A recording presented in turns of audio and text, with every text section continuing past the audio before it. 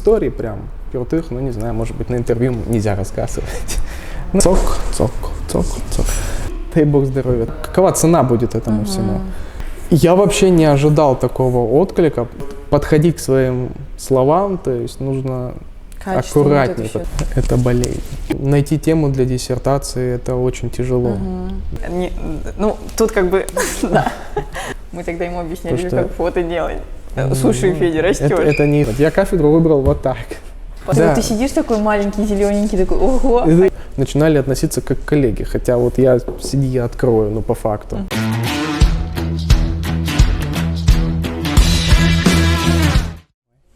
Руслан, привет. Привет. Спасибо большое, что согласился побеседовать с нами. Расскажи нам, пожалуйста, как ты решил пойти в медицину?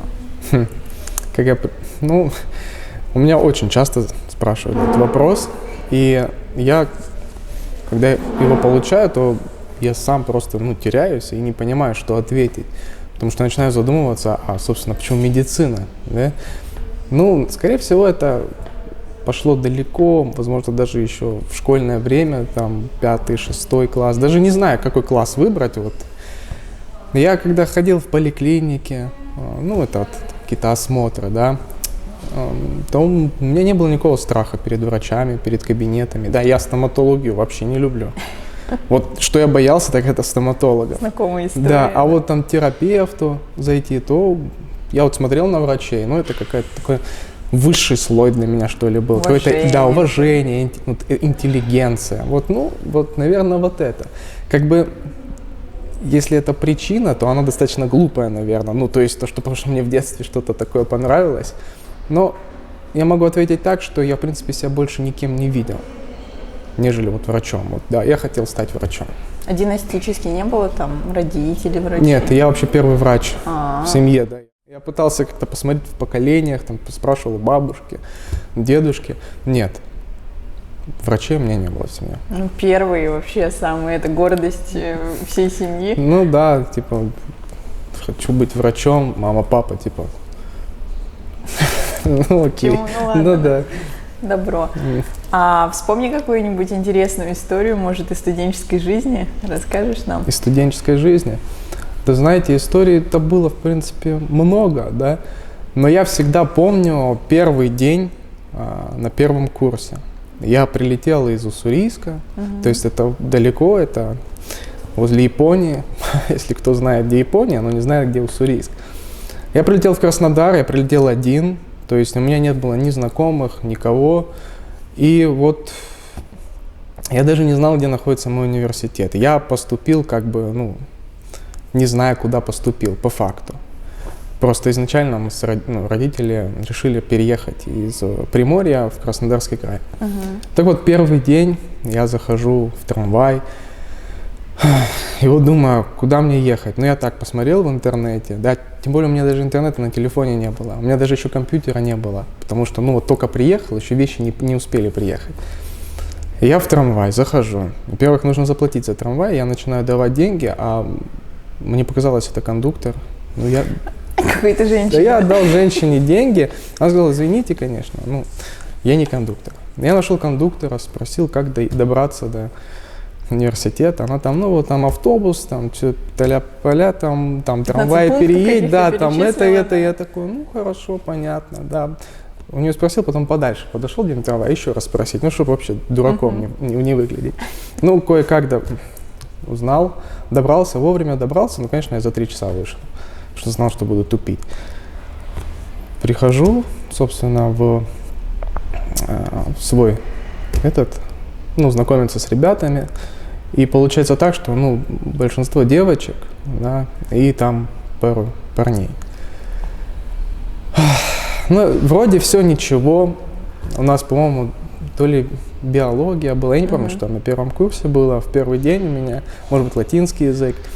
Я ушел из дома где-то в 6 утра, а у меня все закончилось где-то в 8 вечера, в 7:30.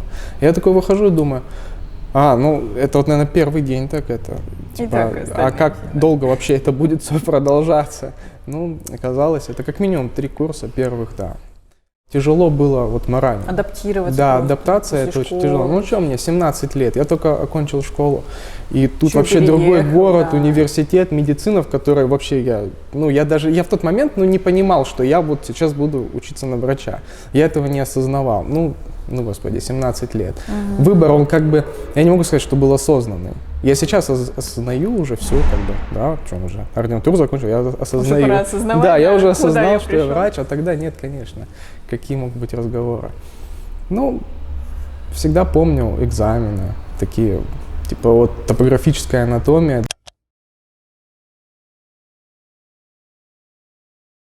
Для меня это вообще был страх.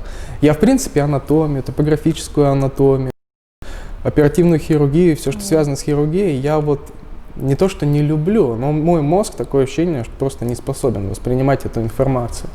И экзамен по топографической анатомии для меня был как страшный сон. Во-первых, я попался к преподавателю, который, есть же преподаватели у всех хорошие, есть плохие. Мне казалось, что я попал, якобы к плохому преподавателю. И он задавал такие вопросы. Это, видимо, был его какой-то конек задавать.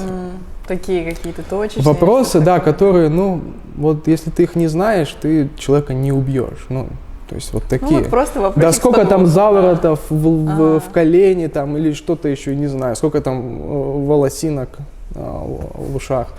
Я начал отвечать. Он говорит, слушай, я тебе ставлю 2, придешь в следующий раз. Это был первый раз, когда мне такое сказали. Это на 2 курсе, да? Нет, у нас топографическая анатомия была на 4.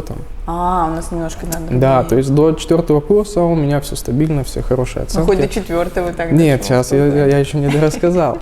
У меня сразу вся дрожь, все скатилась, весь страх. Я вспомнил всю свою жизнь, я вспомнил, что зачем я вообще поступил в этот университет. Я, наверное, тогда осознал.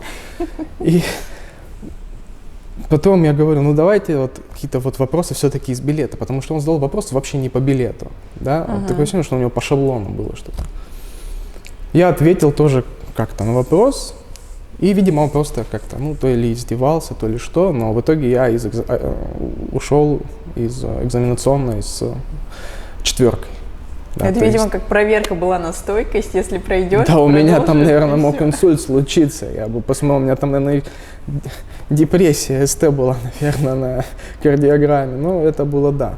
И таких любой экзамен, это стресс всегда был для меня. Таких историй прям крутых, не знаю, может быть, на интервью нельзя рассказывать. Это уж потом, за кадром, после всего обсудим. Вообще, университет это круто. Да, это студенческая жизнь, самая веселая. Да, я и в баскетбольной команде играл в университете, то есть, такой достаточно активный был. А это круто. Было ли когда-то на протяжении учебы, в ординатуре, в вузе просто, какие-то моменты типа выгорания, когда уже вроде не понимаешь, зачем ты все это делаешь? Да и они до сих пор есть. Что как ты справляешься? Мне кажется, в университете этих моментов намного больше. Потому что, во-первых, ты учишься 6 лет, и эти 6 лет, если ты просто учишься, да, там какие-то оценки получаешь, хорошие, плохие, и ты, когда задумываешься, это очень плохо. Ты начинаешь сразу все понимать. Ты начинаешь понимать, что, цель очень далека. Ты, допустим, на 3 курсе учишь, получил экзамен, то есть ты от экзамена до экзамена. Это такая жизнь в университете медицинском и в других, но все равно цель настолько далека, что ты начинаешь выгорать. Эти мысли, ординатура, бюджетных мест мало, целевой где-то еще там набрать, потом после еще ординатуры где-то отрабатывать, работы там какие-то, копеечные зарплаты, и ты когда это все осознаешь, ты там на 3-4 курсе, то, конечно, ты выгораешь. И это нормально. Просто перебороть как-то надо. Да, как говорится, время лечит, то есть, нужно переждать этот момент, и, собственно, главное не сдаваться. Как говорится, hard work pays off, то есть, в любом случае тебе придет все твои усилия, все твои старания. Да, все окупится. Да, окупится. Еще мы знаем, что ты победитель Олимпиады «Я профессионал».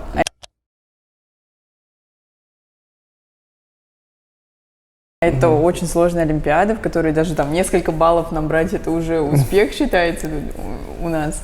Расскажи, каково это вообще, как ты готовился, как Как ты пришел к этому? Ну, смотри, как говорится, в нужное время, в нужном месте. Да, я заканчивал 6-й курс.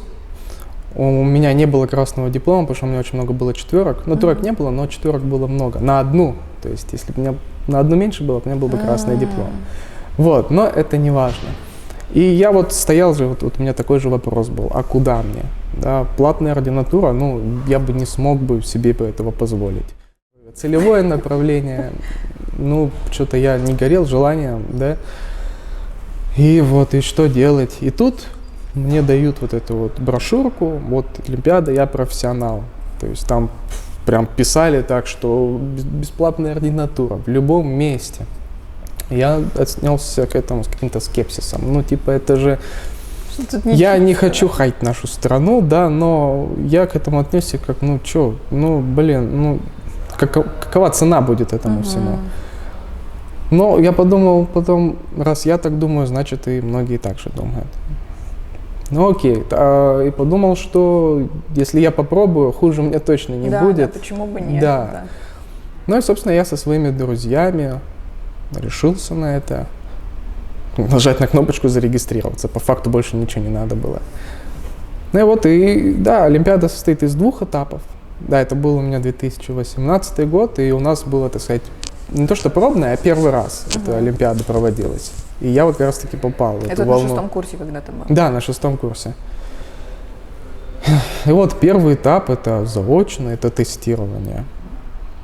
Там, кажется, на сайте Яндекса, да, где эта Олимпиада проводится, были какие-то материалы, то есть по каким готовиться, да, то есть, ну там такой список был, ну извини, если, когда мы там октябрь-ноябрь зарегистрировались, и не помню, ну и через пару месяцев уже сдавать, а извини, у меня еще к одной Олимпиаде я готовился, и даже к 2 Олимпиадам готовился, и еще учеба, еще это выпускной курс, надо и аккредитацию учить, надо и ГОСам готовиться. Ну, то есть я вообще никак не готовился. То есть у меня был все-таки приоритет на окончить вуз, да. Но хотя, может быть, это был неправильный приоритет. Потому что, в итоге вот, все сложилось успешно. Да, все-таки я правильно выбрал. Ну так вот, по факту я к Олимпиаде никак не готовился. Я посмотрел на этот список, закрыл браузер, да, и как бы, ну, блин, ну что. И вот, собственно, тест, когда я начал открыл его, я его решаю и понимаю, что там, ну, прям такие знания, не чтобы прям вау, да, то есть это называется Олимпиадой, но по факту это вопросы такие, университетские, да, это базовые вопросы, да. Ну, конечно, там, где баллов вроде как больше дают, последние вопросы, где там что-то соединить, где-то вписать что-то, там, конечно, уже такие более серьезные вопросы, но тем не менее я не почувствовал прям какой-то вот стресса во время написания. Вот. Было много лора, гинекологии, да, даже гистология была. Вот. Из-под физа тоже что-то было. То есть там смесь клиники, да, и фундамента. Ну и в общем, да, я не помню, насколько я написал, но в любом случае я порог перешел, и мне было позволено очно уже, да. Второй этап очный. Нам сказали, что ну, это будет в стиле аккредитации. Это станции. И по факту все так и было.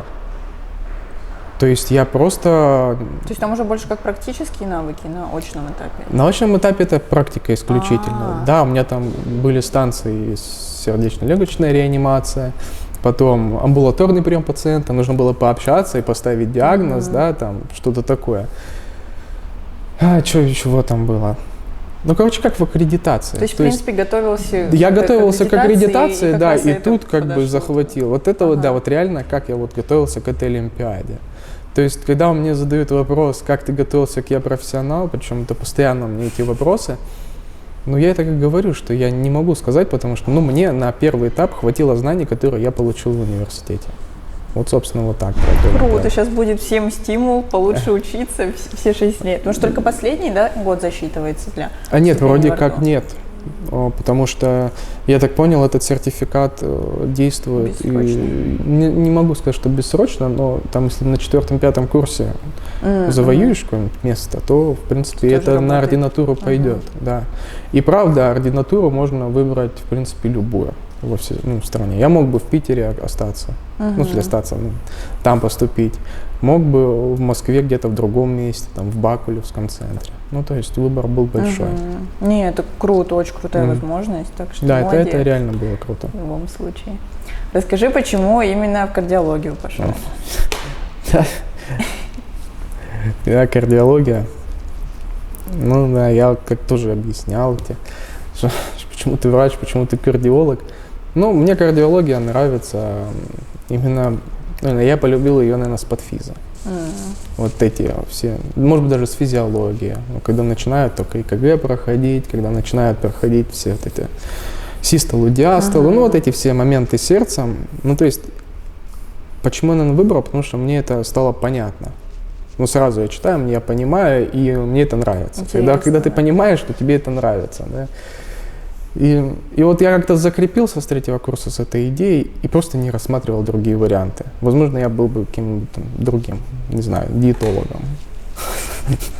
Нет, кардиолог. Да. Ну, наверное, так. Тоже непонятный выбор мне.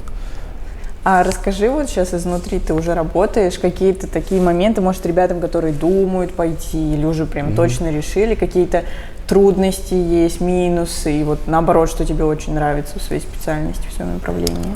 Ну, вообще, наверное, у любого врача очень много рутины. Рутина – это вот неотъемлемая часть вообще профессии, в принципе. Документация, да. Ну, документация, в принципе, это есть и рутина, да, то есть нужно всегда запомнить, нужно всегда держать там свои бумаги, ну, не знаю, в порядке, везде должны быть подписи, там, если что-то, какое-то исследование надо сделать, надо с кем-то там еще договориться, то есть, да, но, тем не менее, вот, если не брать это, когда есть какие-то просветления, да, вот, их не то чтобы больше, но реально, когда ты видишь, что ты пациента лечишь, да, и он идет на поправку, да, ему становится лучше, то это вообще заменяет все вот эти вот минусы, да, то есть это рутина, ты к ней привыкаешь. Ты должен понять, что ты этого не избежишь. Ради чего вообще да. все ты это делаешь? Да, ты этого избежать просто невозможно. Будь ты в частной клинике, будь ты в госучреждении, там, стационаре. Ну, плюсы, вот, ну, мне это просто нравится, потому что каждый день там новый пациент, да, если он даже с тем же диагнозом, тот же возраст, тот же там пол, но все равно это другое. Да. Но это другой пациент, он будет говорить совсем другие вещи, да, у него какое-то отношение к своему здоровью будет другое, потому что один диагноз, один возраст, один пол, у одного отношения к здоровью на пофиг, а другой наоборот будет. Поэтому с такими легче, с другими сложнее, но это тоже интересно. Вот. Ну, собственно, очень интересная работа. Ты как бы отправляешь пациентов на операционный стол, да, то есть это, с одной стороны, это страшно, с другой стороны, ну это же круто. Это круто, конечно, да. Такой властью обладаешь. Ну, такое, да, интересно. Расскажи, еще совсем недавно ты выпустил методические пособия по ЭКГ, и они уже пользуются успехом у студентов, у разных ребят. Я вообще не ожидал такого отклика, ну, как бы я старался очень написать ее, но мне ребята реально пишут, что вот я не понимала или не понимал ЭКГ, просто потому что я не понимал, как это все работает, а ты все объяснил. Но я такой, изначально, когда я еще вот только задумывался написать такое, мне постоянно писали, а что почитать? Я пишу там, ну, что там, там Хан, там еще какие-то, ну, Габриэль Хан, еще, ну, и другие учебники, вот вообще must have, там сайты какие-то посоветовал, YouTube-каналы. Пожалуйста, даже пост писал об этом, то есть там целый список, и то я так привел по минимуму, чтобы не перегружать людей. Но вопросы остались опять, а вот как это объяснить? Но я подумал, если они вот не могут понять вон там, да. Я попытаюсь сделать еще проще, но не жертвуя какими-то основными моментами. То есть основные моменты собрал, и я изначально сказал, что это вот, если вы хотите начать свой какой-то путь в ЭКГ, то вот я для вас вот это сделал. Потом вы обязательно должны это закреплять опытом и другими книгами, которые вы уже, надеюсь, на этот раз поймете. Вот. Ну, люди пишут, и для меня лестно очень, что это они круто, прям такие отзывы пишут, я их сохраняю все, у меня они есть, это вообще... Не планируешь на английский язык переводить, потому что много иностранных студентов даже у нас в ВУЗе? Я на английском не смогу так объяснить. Да, я могу рассказать, но это будет не то чтобы вода, это будет сухой текст, и это, ну, я не носитель языка, и поэтому нет. А у зарубежных вон какие материалы есть, что они, на самом деле у них выбор вообще огромный. Даже YouTube-каналы, они зарубежные, на английском языке, они просто космос. Там на самом деле вот просто вот, если ты это, то они все разъясняют. все разжуют, выплюнут, да, и ты к себе это. Да, но ты молодец, что ты делаешь, это очень-очень круто, так что развивайся в этом направлении дальше. Еще ты ведешь же блог ну, как бы с медицинской направленностью. И как тебе вообще пришла идея создать блог, и каков вот этот процесс? Потому что у тебя уже почти 20 тысяч подписчиков, и это круто. Да, я иногда тоже так думаю, ничего себе, это здорово. Чего достиг, да? Да, но это внешне выглядит все круто, но внутри это не так на самом деле. То есть не так заоблачно. То есть если человек думает, вау, у него 18 тысяч, он там вообще такой, наверное, это все так легко, вот почему у меня так не получается. На самом деле это как, ну, еще одна работа. То есть если ты ничего не делаешь, ну, про тебя ничего не скажут и забудут про тебя. Ну, ладно, это не важно. Как я начал? Ну, во-первых, когда я переехал в Москву, это был раунд номер 2, потому что я тоже приехал сюда, у меня здесь никого не было. У меня вот общежитие, да, новый город, общежитие, новый город и университет, в котором я там несколько раз был, на олимпиадах участвовал. И я так подумал, как-то одиноко, наверное, мне, подумал, ну, заведу блог, да, свой. Изначально он даже, я не думал, что он будет медицинский, ну, он был такой, думал, что будет парамедицинский, да. Где я соберу своих друзей, родственников, вот. Начал что-то писать, какие-то там статьи, что-то, ну, такое. Я смотрю, какие-то люди, неизвестные мне, начинают что-то писать. Ну, то есть говорить, вау, это интересно, типа, вот, и какие-то вопросы задают мне, да, поддерживают. Я так подумал, что, ну, наверное, можно это как-то развивать. Ну и начал развивать там через, ну, когда учу ординатора первого года, тоже там стипендия минимальная, а блог нужно содержать, это не бесплатно. Рекламу. Это, да, конечно, это если ты не закупаешь рекламу, ничего этого не делаешь, то и блог твой умрет просто-напросто. И ты, а чем больше у тебя подписчиков, тем больше тебе пишут, тем больше надо рекламу закупать, тем даже вот подходить к своим словам, то есть нужно аккуратнее, потому что есть люди, которые намного умнее тебя, намного больше знают, да, вот мне и врачи читают. Поэтому, ну, во-первых, я не лезу выше своей головы, я никогда не начну говорить то, что я прочитаю, но я об этом, в принципе, нет опыта с этим. Да, я стараюсь вот быть вот в области вот университета, студентов, ну, немного ординаторов, да, я вот в область врачевания туда, дальше я не лезу. Ну, потому что я еще не на этом уровне. Это пока, да, это все в будущем. Ну, будет. Да, я развиваюсь и внутри блога, и внутри своей профессии. Вот, ну вот, идея блога, да, потому что меня смотивировали люди. Я всем всегда говорю, меня мотивируют люди. И это не обязательно какие-нибудь врачи, да, меня мотивируют, да, там, Стив Джобс, там, ну, вот такие люди меня, я прям без ума от таких людей. Меня мотивируют люди. И люди, которые благодарят меня, люди, которые пишут приятности мне. Ну да, и чем больше блог, тем больше неприятностей. Но у меня на самом деле очень мало мне пишут такого. Но вот это неотъемлемая часть. Да, это неотъемлемая часть, потому что как бы я ни хотел, у меня, может быть, с самого начала, когда у меня было немного подписчиков, я мог нравиться всем, то сейчас я просто не могу нравиться всем. Это нормально, да. Сейчас я знаю, ты поступил в аспирантуру. Расскажи, было ли это какое-то именно стремление к преподавательской деятельности или больше ради написания кандидатской, статус? Вот? Нет, я аспирантуру не рассматривал исключительно для кандидатской. Да, это очень важно, особенно в наше время. Это же так круто, что вот на бейджике 3 буквы. Да, но порой они не всегда значат что-то. Вот, и поэтому у меня акцент идет, да, на кандидатскую и на преподавательскую деятельность, на научную, вот именно вот такую кафедральную. Ну, мне это нравится, не знаю, вот прям вот, ну, у меня блог, в принципе, немножко на это направлен, да, на какие-то объяснения. Поэтому, да, я очень хочу очно с ребятами, да, заниматься, вносить что-то новое, возможно, что-то я вот какой-то подход найду. Ну, то есть это интересно, да. Я еще пока не начал это делать очно, да, это 2-й год аспирантуры. Да, и сейчас в связи с этой ситуацией вот это вот дергаться лишний раз, хотя я изначально изъявил желание начать с 1-го года, заниматься там с ординаторами 1-го года, там какие-то рекомендации с ними разобрать, ЭКГ поразбирать, ну вот в таком плане. Но пока это отложился вопрос.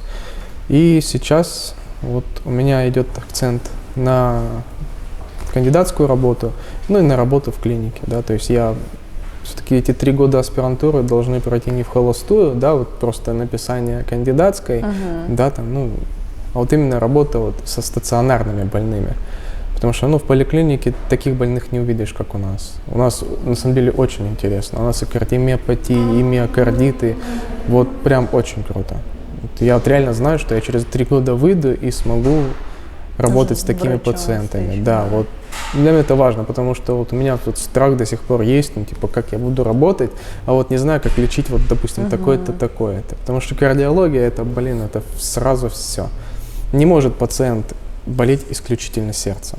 Ну, за исключением там каких-то генетических проблем.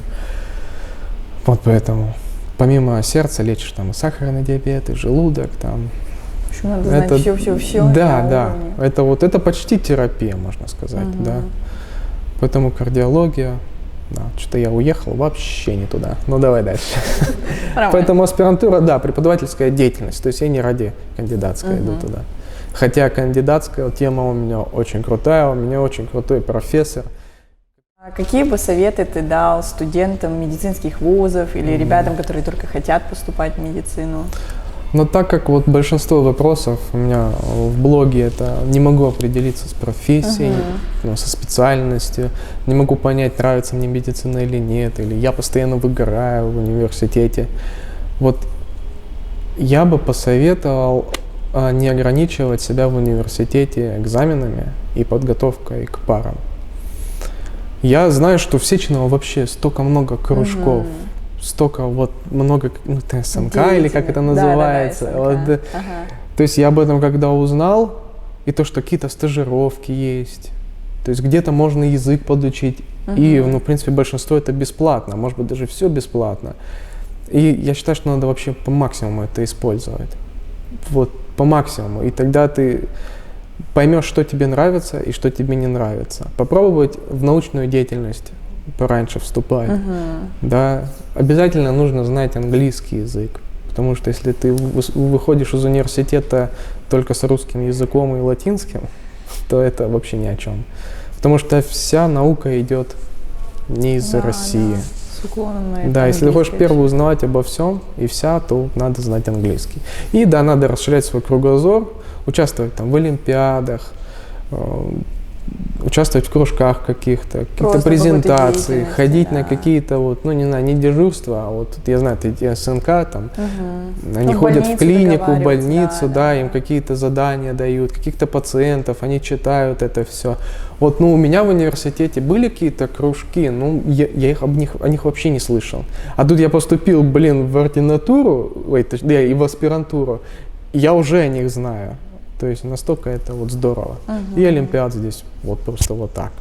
Это не ради каких-то результатов, да. Результатом в любом случае будет опыт. Да, проигрыш это тоже опыт, победа тоже опыт. Вот поэтому надо расширять свой кругозор. Вот, не знаю, я, конечно, могу сказать, если бы я бы учился в Сеченово, я бы много чего попробовал. Ну, может быть и нет, но это очень круто. В Сеченово очень сильно развита эта система. Сечетоп. Да, насчет на самом деле вот этих студенческих кружков у нас вообще прям пушечно. Да, и я просто, вот сама суть того, что ты ходишь на СНК в какую-нибудь крутейшую клинику, вот видишь вот врачей просто вот тоже крутейших, вообще грамотных, и ты уже у них начинаешь учиться с 3-го, с 4-го курса. У тебя вообще начинает развиваться думалка вот во всех направлениях. Вот это очень круто. Потому что я вышел из университета, я там, участвовал в олимпиадах и, учился хорошо. Вот и все, с чем я вышел. В целом теория только была? В целом только теория, да. помимо теории нужна какая-никакая практика, но все-таки в студенчестве практика это сомнительная вещь, но общение с Хоть в коллегами, голове, да, вот это хотя бы просто представлять поговорить с доктором, а там, вообще с главврачом или с заведующим отделением, это же все очень интересно. Ты просто должен понимать, через какой путь прошел человек, да, и я люблю такую фразу: если ты чего-то не понимаешь, ты не знаешь, как это сделать, проще всего спросить у человека, который это уже сделал. Вот поэтому вот эти все кружки СНК в клинике, в реальной практике, это очень круто. Да, вообще Сечи реально очень люблю. Очень рада, что именно в Сечиново поступила. Даже в сравнении, например, я вот выбирала, я на педиатрии, мы учимся все, и я думала, в Пирогово же очень сильная педиатрия считается. Я не знаю, я вообще не знаю в Пирогово, что там сильно или нет, потому что я поступил когда... Я когда в ординатуру здесь поступил, я даже не знал, какую кафедру выбрать. Я кафедру выбрал вот так. Потом. Молодец. Честно, вот так. Поэтому я вот сейчас на кафедре, которую вообще, я не знаю, вот повезло. Вот честно, я даже, факультетская терапия номер 1. Терапия, значит, пошел туда. Ну, нравится, куда поступил? Конечно, да, там люди вообще. Вот просто некоторые у меня в блоге пишут, что вот мы ординаторы, к нам относятся как к говну. Я вообще не верил своим глазам, потому что ко мне на первом году, в первый день уже начинали относиться как к коллеге. Хотя вот я открою, по факту. Это было очень приятно, это очень мотивирует. У нас на самом деле с этим в ВУЗе вообще проблем нет. У нас уже там со второго, не знаю, чуть ли не с первого курса. Вот мне очень нравится, когда преподаватели вот приходят на пару и такие: здравствуйте, коллеги. Ну как да. ты сидишь такой маленький, зелененький, такой: ого, а я коллега. И тебе вот как-то, ты это все равно ненароком замечаешь, вот эти слова коллеги. А когда еще доброе утро, доктора, так это вообще просто с ума сойти. Спасибо тебе большое, было очень-очень интересно слушать. Успехов тебе в дальнейших начинаниях. Будем ждать еще пособий разных. Успехов. Спасибо, мне было очень приятно. Спасибо, что пригласили меня. Для меня это большая честь быть на интервью первого меда.